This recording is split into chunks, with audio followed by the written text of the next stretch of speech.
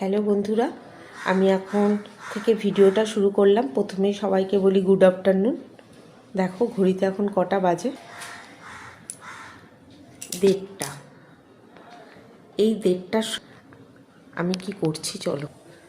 দুধ বসিয়েছি, এবার খাবো হচ্ছে আমি আর আমার মেয়ে কফি।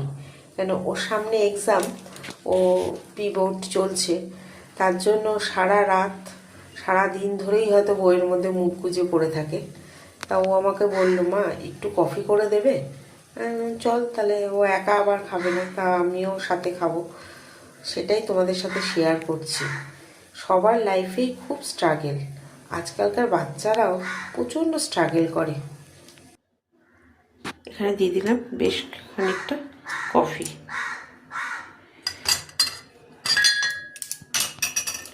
এবার দিয়ে দেবো দুধ।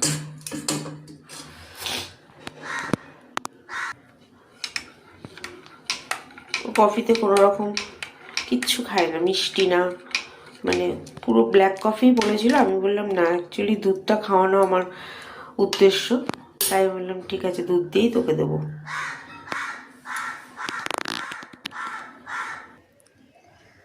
এবার নিয়ে আসলাম কফিটা, মা মেয়েতে খেয়ে নেব। খেয়ে নিয়ে ওর কাজে চলে যাবে। বললাম না, এখন সবারই খুব স্ট্রাগেল। বাচ্চা বলে যে ওদেরটাই বেশি, সারাদিন এই মুখ গুজে পড়ে থাকাটা খুবই ডিফিকাল্ট। চলো আমরা এবার গরম গরম কফিটা খেয়ে নিই, তারপর আবার যে যার কাজে ফিরে যাই।